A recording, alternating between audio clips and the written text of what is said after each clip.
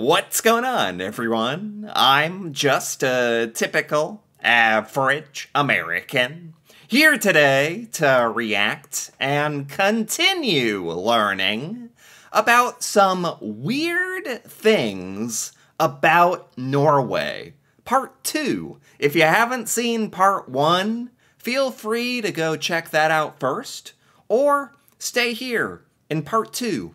That's perfectly fine as well. But in Part 1, I started learning about some pretty strange things about Norway, like the food in Norway, the sheep's head, how Norwegians refer to the date by the week number, and about social norms in Norway, like janteloven. So today, I'm very excited to continue learning about some more weird stuff about Norway, because it's very, very interesting. So let's continue here, starting with number 8, state monopoly on alcohol. A state monopoly on alcohol. So, wow. In Norway, the state owns the alcohol? Like the Norwegian government sells the alcohol? And it's a monopoly. Just the Norwegian government owns the alcohol. Do they make the alcohol? Is it like a business? They make money selling alcohol? This is just so different to how it is in America. There are so many different companies selling alcohol in America. Like, it's ridiculous. You can get alcohol anywhere in America. So this is very different for me. Shops can sell drinks only up to 4.7%. Oh, wow. There's even a limit on the alcohol percentage. You want wine or spirits? You need the state-owned Vinmonopolet? Vinmonopolet. I can't even pronounce it. This is where they sell wine and spirits? Is this like the name of a store? Vinmonopolet? I've never heard of that before. It's a very interesting concept. Why is the alcohol sold by the government? Why is that? There are fewer stores, limited hours, less advertising. Wow, I guess it's because in Norway, the government doesn't want you to drink that much alcohol. I understand that. I can understand that. It's healthier to not drink alcohol. But yeah, I don't know. In America, people just don't like. The government just lets us be as unhealthy as we want, I guess. So this is it. This is the Vinmonopolet. It's like a store. So if you work at one of these stores that sells wine or spirits or alcohol, it's like a government job. This is all owned by the state, the Norwegian state. That is so interesting. I wish they would explain why that is. Huh. Okay. Let's keep going. A state monopoly on gambling. The same exact thing for gambling? Wow, Norway is very interesting, because, don't get me wrong. In America, alcohol and gambling are very, very regulated industries, but it's very easy to get them. It's very, very common. Whereas in Norway, it seems like it's not quite as easy to get alcohol. There's more limited hours, more limited places you can buy it. And it's also true for gambling. Norwegian tipping, Norsk tipping and Norsk Rikstoto have exclusive gambling rights in Norway. This is the name of like a casino in Norway. Norsk tipping, Norsk Rikstoto, they have all the gambling rights in Norway. Really, there's only 2 companies that can do gambling in Norway. Yeah, in America, there's like, you can only gamble in certain states and places. That is true. But casinos can be opened up by anybody, really. It's not like owned by the government or anything. State monopoly on gambling. Wow, all the profits are reinvested into society each year? Really? I mean, I kind of like some of this stuff Norway does. It's a bit different to how we do it in America. In America, like, you have all these businesses that sell alcohol. You have all these different businesses that open casinos. And they are just like regular companies. Like, they just make money. The CEO or the owner makes all the money. Whereas in Norway, the profits from alcohol and gambling go to the government, and it's reinvested into society. Which is kind of nice. I don't think this would really work in America, to be honest. I think we've just been doing it our crazy way too long, and people are used to it. But I kind of like how Norway has set this up, where some of these things that are bad for you, like alcohol and gambling, they're not as widespread, and any money made off of it is going to the government to try to help the society in Norway. I like that. I like that. It's for emergency services, sports development, culture and arts funding, or emergency organizations like the Red Cross. That's really nice. I mean, I can't criticize Norway for doing this. Um, Norway, Norway seems a lot more responsible with gambling and alcohol, as far as how it's distributed and who owns it. I'll say that. Number 10 is crazy wealth. That's just a weird things about Norway. Crazy rich, crazy wealth. Norway's sovereign wealth fund owns $1.7 trillion, the world's biggest. So it is the world's biggest sovereign wealth fund. I've learned a little bit about the sovereign wealth fund, also called the oil fund in Norway, because a lot of the money has been made from oil and reinvested into this fund. I think this is just one of the greatest things Norway has come up with. And I didn't realize that it was the world's biggest sovereign wealth investment fund.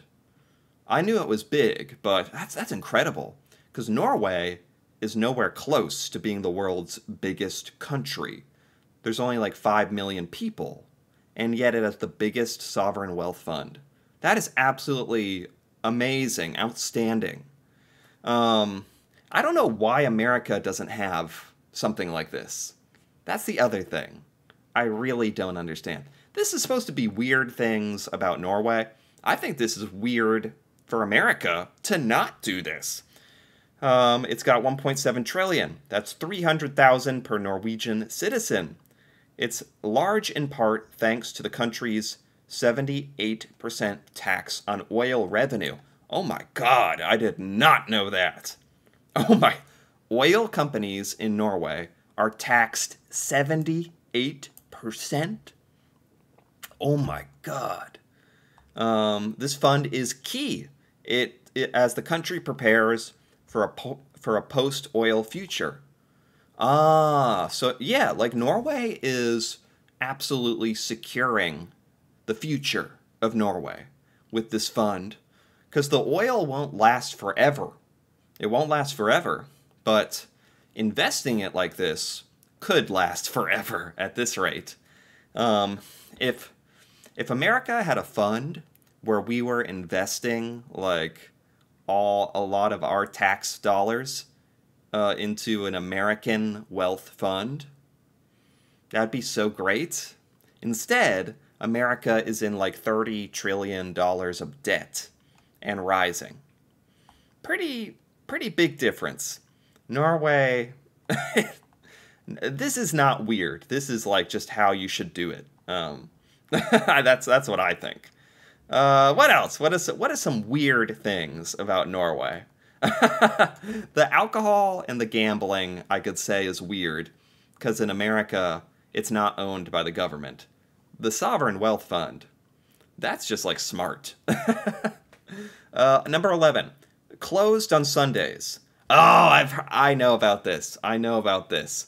Most shops are shut on Sundays, even in the cities. Sundays are for family, leisure, and relaxing. I did a video on this very recently. This deserves to be on this list. This is one of the strangest things for Americans. For like, I know we do things our own way.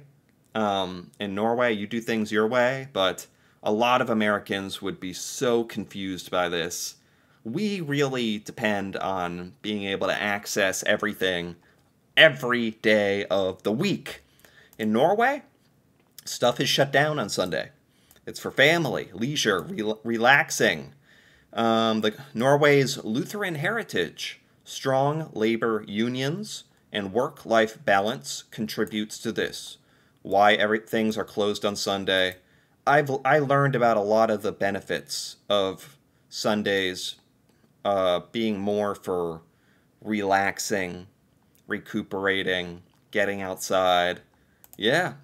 This stuff is strange for Americans, but I have to say, it's stuff that America should really consider implementing ourselves, even. It shouldn't be that strange to us, but it is. 12, cabin culture. It's very common to have a hytte, a small cabin in the mountains. Why, is this actually that common? I know Norwegians enjoy cabins, but it's like, how does everyone have a cabin? Isn't that expensive? Like, in America, owning a cabin is a luxury. That is very unusual. That means you're kind of wealthy, really. Like, it's hard enough to own a house, but a cabin? They're just not common, and they're expensive. But in Norway, it's very common to have a hytte. Really? How does everyone have one of these? Like, is it just normal for the family to have one? That's really cool. That's really nice, because in America, you don't grow up going to your cabin or enjoying that. But I think it's a part of a lot of Norwegians growing up and life, really. Sounds very nice. Many have no electricity or running water. These act as weekend getaways for hiking, skiing, or escaping the city or town. Yeah, here's a cabin. Yeah, man. So Norwegians usually have a cabin? Does it really have no electricity and running water? Oh my gosh. That's another thing Americans... No. We could never. That'd be good for you. It'd be good for you to, like, get away from electricity, experience, like, more raw living with no running water. Oh my gosh. No. But the American in me says, oh, no. And 13 here, slow speed limits. Norway has noticeably slower speed limits than other European countries. Wow. Norwegians are it's a very interesting culture, Norway. You do things your own way, but it's hard to argue with the results. You do things very differently than a lot of places, like... and this is just another example. Slow speed limits, even compared to Europe. This is not surprising when highways are ice and snow most of the year. Yeah, that's true. That's a good point. You don't want to be going fast if you're driving on snow. Fines for speeding in Norway are the strictest in Europe. Oh my gosh. Well, I can't...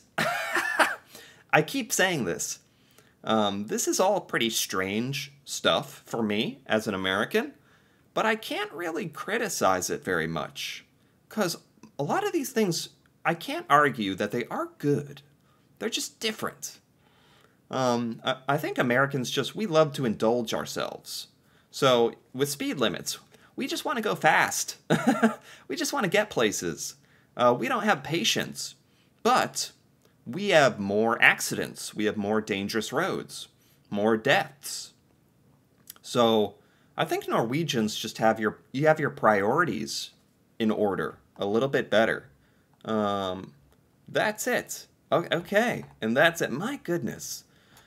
Just real quick, I want to look at these slow speed limits. So these are weird things for Americans that exist. This is just how Norway does it. Slow speed limits, cabins. Again, good. Things are closed on Sunday. Probably good. Lets you relax. Crazy wealth. No one would argue that's just only good. State monopoly on gambling. Interesting. State monopoly on alcohol. Interesting. What is this? Oh, fierce brand loyalty. That's a little different. Because in America, I think we just have so much stuff to choose from. Sky-high taxes on alcohol, cigarettes, and gambling. Yeah, Norway just encourages you not to do bad stuff. Mandatory volunteering. Again, we don't have that in America. Maybe we should. Janteloven, social norms, being humble and equal. Again, all good things. Counting in weeks. I still don't understand that. Beautiful people. That's good. And weird food. Okay, and there we have it. I mean, this was really fun to look at, to be honest. And it's actually really helpful to just see how Norway does a lot of things. And for me to think about, why don't we do some of these things in America? This is really thought-provoking. I think a lot of Americans could really learn from this, learn from Norway. Seriously. So I enjoyed this. Anyway, if you enjoyed this as well, feel free to give this video a like or leave a comment with your thoughts on any of these weird Norwegian things. And if you're a Norwegian, it'd be great to hear your thoughts about this. If you think some of this stuff is strange, or if you've grown up with it your whole life, the benefits of a lot of these things, that'd be cool to hear about. And if you're interested in more videos like this, me reacting to Norway and learning about Norwegian culture, feel free to subscribe for more. And until then, thanks for watching, and see you next time.